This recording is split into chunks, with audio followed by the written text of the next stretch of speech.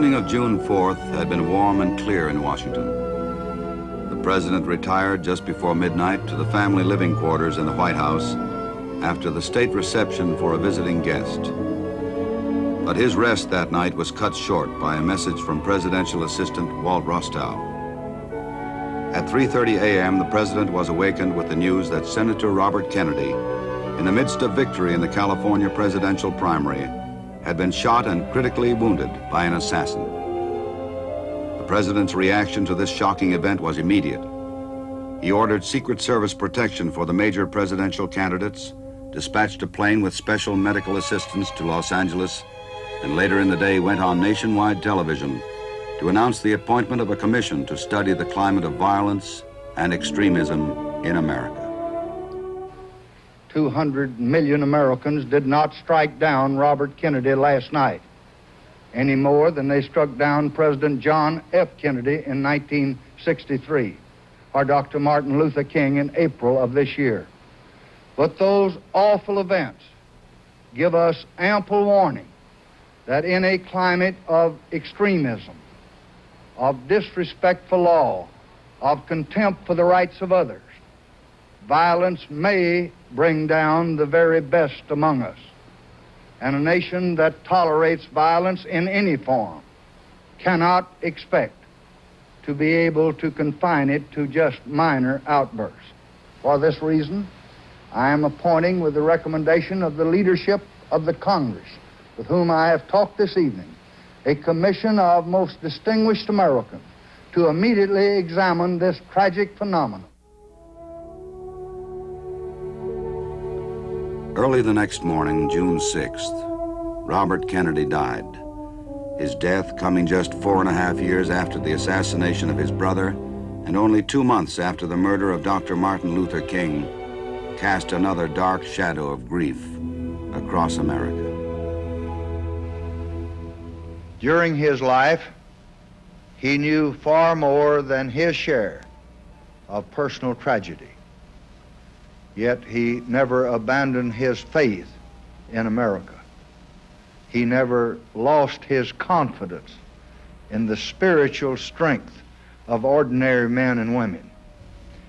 He believed in the capacity of the young for excellence and in the right of the old and the poor to a life of dignity. Our public life is diminished by his laws. At Arlington National Cemetery, along with the Kennedy family, President and Mrs. Johnson paid their last respects to the junior senator from New York at the place where he was laid to rest forever.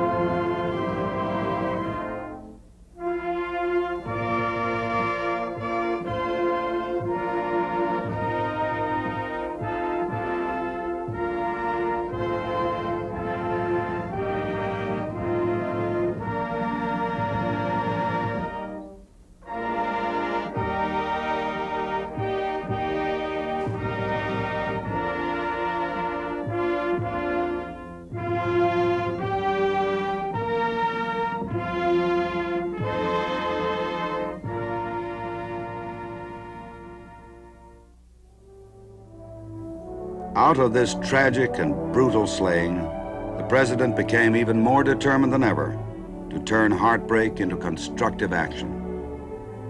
The day of the senator's death, President Johnson sent letters to the President of the Senate and the Speaker of the House, which urgently implored Congress to enact a meaningful and effective gun control law.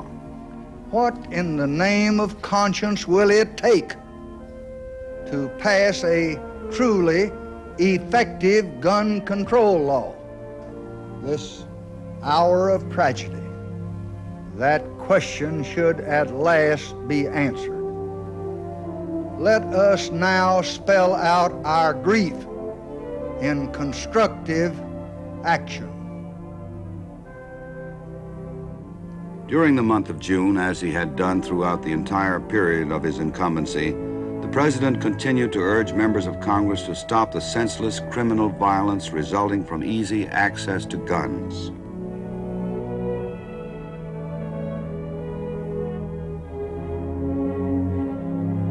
On June 10th, the President convened the National Commission on the Causes and Prevention of Violence. Gathered in the East Room, the special panel, which would come to be known as the Eisenhower Commission after its chairman, Dr. Milton Eisenhower, included members from a cross-section of American life: church, government, education, and labor. And my charge to you is simple and direct. I ask you to undertake a penetrating search for the causes and the prevention of violence. A search into our national life, our past as well as our present, our traditions as well as our institutions, our culture, our customs, and our laws. I hope your search will yield first an understanding and an insight into the kinds of violent aberrations which have struck down public figures and private citizens alike. Second, I hope your search will uncover the causes of disrespect for law and order, disrespect for proper authority in the home, and disrespect for public officials, and of violent disruptions of public order by individuals and groups. Third, I hope your search will lead to sensible and practical actions to control or prevent these outbreaks of violence. Helping to curb this violence will be a bill President Johnson signed into law in June. The Safe Streets Act of 1968 is the first major legislation ever passed that confronts the problems of crime in America on a national scale. The heart of the bill was the President's request for measures to strengthen local police and law enforcement agencies across the country.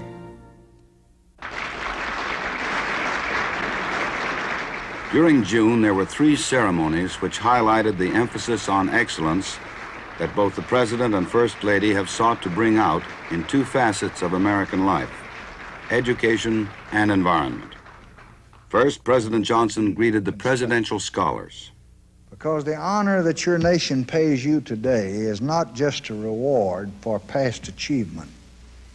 It is a way of recognizing your special talents and expressing the confidence of the country in you. And we want in return for you to express confidence in your country and try to provide ability to lead and to return your great gifts to the country that has given you so much. The Presidential Scholars Program was established by President Johnson in 1964 to recognize and encourage intellectual attainments among America's young people. The scholars are outstanding secondary school graduates who gathered in Washington on June 10th as guests of President and Mrs. Johnson. After a full day of meetings with government officials, they attended a reception in their honor at the White House. The President expanded on the theme of youth's responsibilities to the nation at a gathering of delegates to the National Rural Electric Cooperative Association's Youth Conference. You have your obligation to your parents, to your teachers, to your principals, but you also have a very strong, compelling obligation to your country. If we are going to survive as a free nation, if we're going to have the liberty and independence and the freedom that we want, if we're going to have the opportunity, the prosperity, and the jobs and the housing and the beautification, all the things that we like and that we want, we're going to have first qualified leaders, and you can't find better talent to work on than you young people who come from rural America. This month, the president followed through on a promise he made to the nation's young people. In June, he sent to Congress a message asking that the vote be given to 18-year-olds. As part of her beautification campaign, the First Lady paid tribute to local projects that have improved the face of the nation's capital. Yesterday, I drove around the town for about 2 or 3 hours because I wanted to see the accomplishments at first hand, and I was delighted with the variety and extent of your efforts. Some of you have cleared vacant littered lots to provide much-needed recreation space in your neighborhoods. Others have cleaned up and planted their places of business or their own front yards. Some of those places of business were service stations and one a warehouse. They brightened them with shrubs and flowers. There had been lively competition among residents of the District of Columbia for this year's Beautification Awards. Schools, civic associations, and business owners won most of the recognition.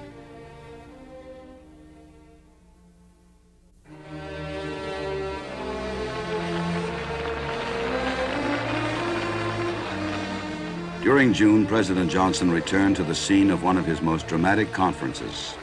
In a commencement address at Glassboro State College, the president cited the progress made in Soviet-American relations in the years since his talks with Premier Kosygin at Hollybush, and expressed his optimism that further cooperation would be forthcoming. I'm glad to return to Glassboro. I shall always remember this town as a place of warm friendship and hospitable people. The world will remember Glassboro, I hope, as a place where understanding between nations was advanced by the United States and the Soviet Union. It was last June, about a year ago, that Chairman Kosygin and I sat down in President Robeson's living room for 2 days of discussions. Our talks ranged over the whole globe. The year since then has been eventful and uncertain, like the age that we live in. But hope and achievement are certainly there to see, and our relations with the Soviet Union offer an example. Many feared that the war in Vietnam would prevent any progress. Many predictions were made to this effect. But despite the predictions and despite the difficulties, we have agreed upon a treaty outlawing armaments in outer space. We have negotiated a treaty banning the spread of nuclear weapons. We have achieved a civil air agreement that permits Soviet Union planes to land in the United States, and United States planes to land in the Soviet Union. And we're also moving toward other agreements.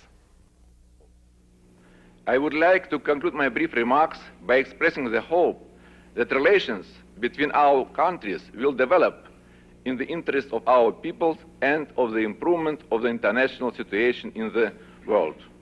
And just speaking commercially, just to reciprocate the Secretary asked, I do invite all of you to visit my country and to see it for yourself and enjoy the protection you will get from this convention. Thank you. One step that brought the United States and the Soviet Union closer together was the Consular Pact, signed at the White House in June. Historically, it was the first bilateral treaty between the two nations, the culmination of diplomatic exchanges begun 35 years before. An even more important advancement toward mutual cooperation between the world's two major powers occurred at the United Nations when the General Assembly overwhelmingly approved the Nuclear Non-Proliferation Treaty. Both the United States and the Soviet Union had worked long and hard to secure its acceptance. Paying a surprise visit to UN headquarters in New York, President Johnson, appearing before that body for the 4th time, hailed the passage of this measure as the most significant step toward peace in United Nations history. It is the most important international agreement in the field of disarmament since the nuclear age began. It goes far to prevent the spread of nuclear weapons. It will ensure the equitable sharing of the peaceful uses of nuclear energy for the benefit of all nations. As regards the treaty itself, no time should be lost in bringing it into force. And I pledge you this afternoon that we of the United States will move rapidly to open the treaty for signature. In recognition for his leadership and dedication in bringing about the Nuclear Non-Proliferation Treaty, President Johnson was presented the Swords into Plowshares Award by New York industrialist Stanley B. Roboff. The president kept his word to move speedily toward American approval of the treaty, which would be signed by the United States, the Soviet Union, and 55 other nations on the first day of the following month. Ratification of this treaty would await Senate approval. The award, a statue of the biblical prophet Isaiah, is made for contributions to the peaceful use of atomic energy.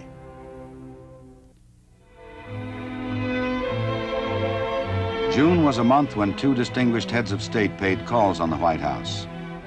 President Johnson welcomed Costa Rican President Jose Joaquin Trejos Fernandez as the leader of a country which, through its own efforts, is helping to make the Alliance for Progress succeed. The warm greeting President Johnson extended to his guest symbolized the high regard with which he views the countries of Latin America.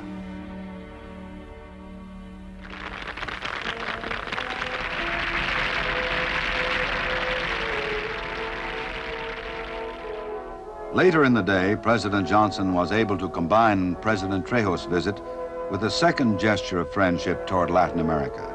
In an elaborate East Room ceremony complete with charts and graphs, the president signed an authorization of U.S. support for a $1 billion increase in the capital funds of the Inter-American Development Bank. The president noted that during his period in office, the bank's resources have climbed from $1.4 billion to $6 billion. Also visiting the White House in June was the Shah of Iran. An official state dinner was held in his honor.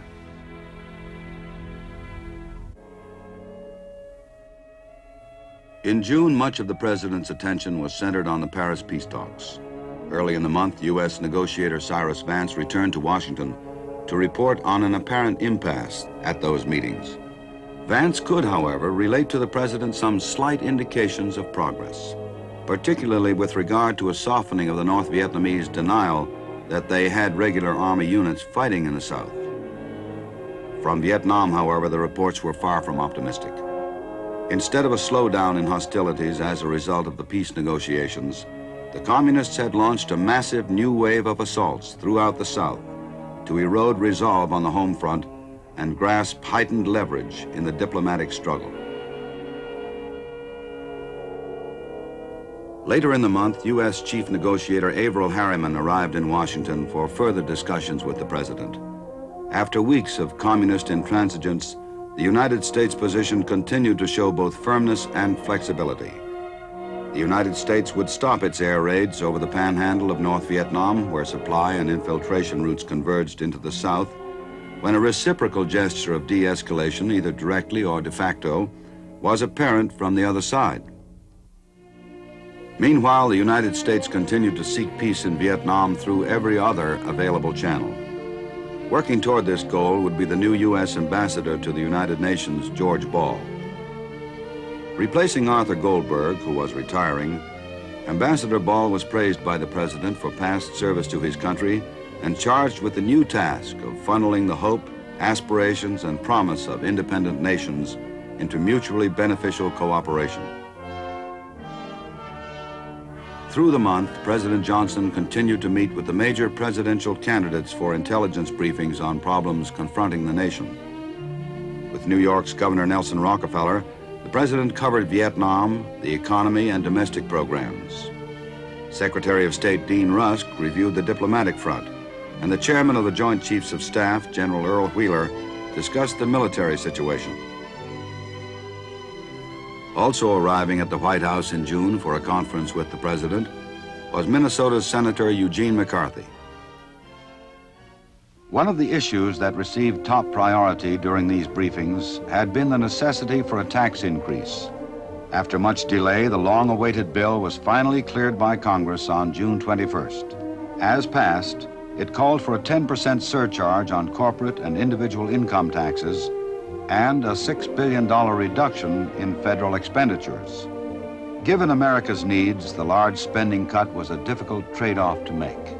But the tax increase was an economic necessity. And on June 28th, in the Rose Garden, where he often has lunch and works, the President, without formal ceremony, signed the measure into law.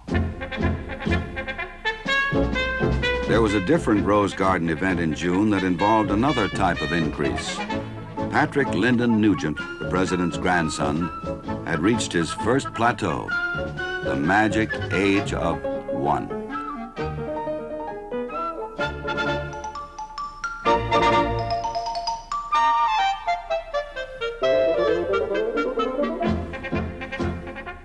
Later in the day, there was a party in the White House Oval Room for President Johnson's Vice President in charge of happiness.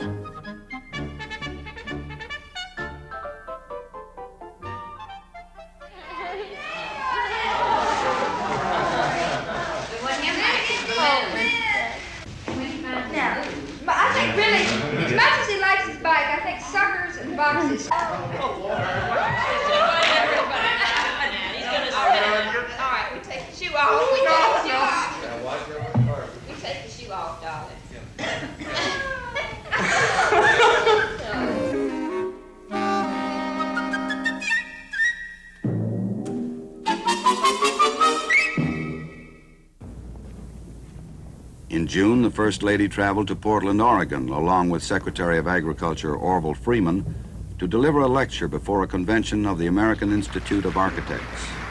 Mrs. Johnson called for a new conservation that is concerned with the entire community to solve the problems of growing urbanization. The answers cannot be found in piecemeal reform.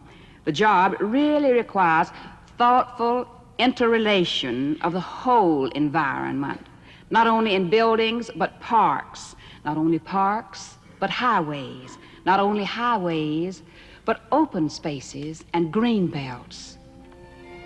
But beautification, to my mind, is far more than a matter of cosmetics.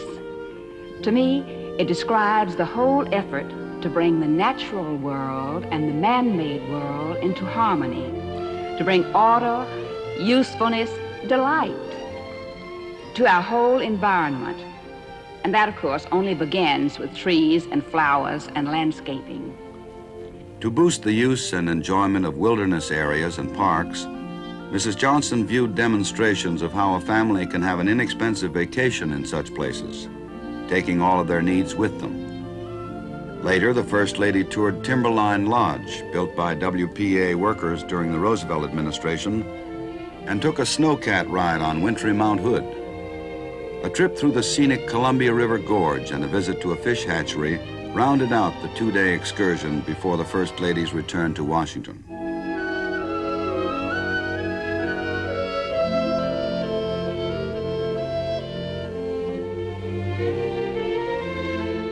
Spotlighting the benefits of the new conservation was one of President Johnson's aims when he traveled to Nashville, Tennessee, to dedicate the $50 million J. Percy Priest Dam. To the President, the dam was a perfect example of the new conservation because it preserves without polluting and brings nature and recreation within an easy day's drive of tens of thousands of people. Our new conservation must build on a new principle, bringing nature closer to the people. That is not just my dream. It is happening. It is happening right here today in Tennessee. It is coming true all over this nation. When I took office, we were losing hundreds of thousands of acres every year to the bulldozers. Today, we are actually reclaiming more land than we're losing. That has been my goal since I became president. Along with peace in the world and progress at home, there is no legacy that I would rather leave than a permanent program of real conservation for this nation.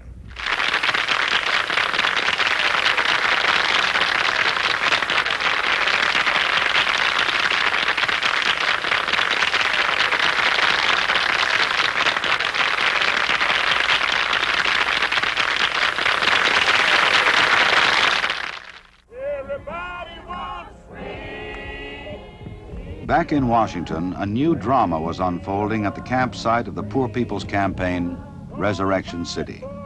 Originally conceived by Dr. Martin Luther King as a visible symbol of poverty in America, heavy rains and unrealistic demands brought mud and disaffection to what was supposed to have been a city of hope. The energies of its leadership were diverted from crusading against poverty to restraining militant agitators.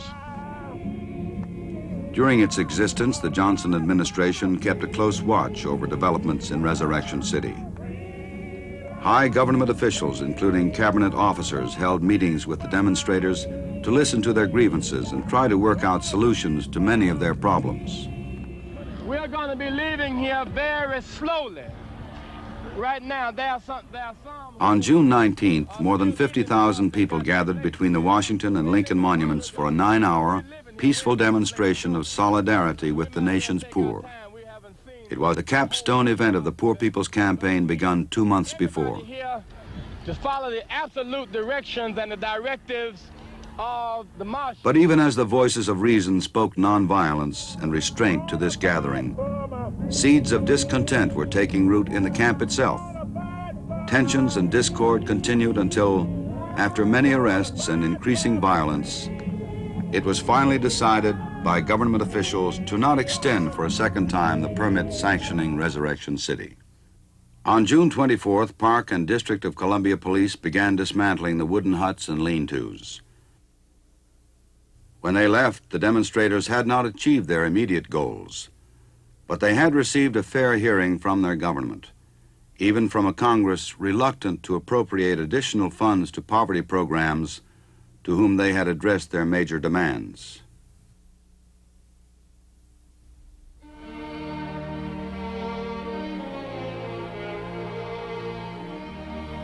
At a news conference on June 26th, the President announced that Supreme Court Chief Justice Earl Warren was retiring. At the same time, he announced his nominations of Associate Justice Abe Fortas to become Chief Justice and Federal Judge Homer Thornberry as an Associate Justice. In making his third and fourth appointments to the High Court, the President knew that his choices would affect the destiny of the nation long after he himself had left office. He selected the men whom he considered best qualified to serve here.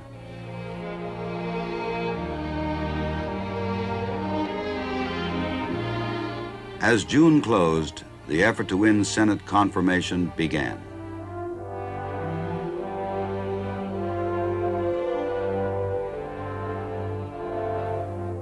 For the President, the events of June were representative of situations he had faced throughout his term in office, containing elements of tragedy,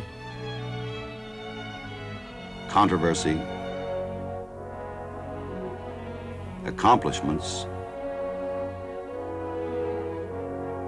disappointments, and some rare moments of joy.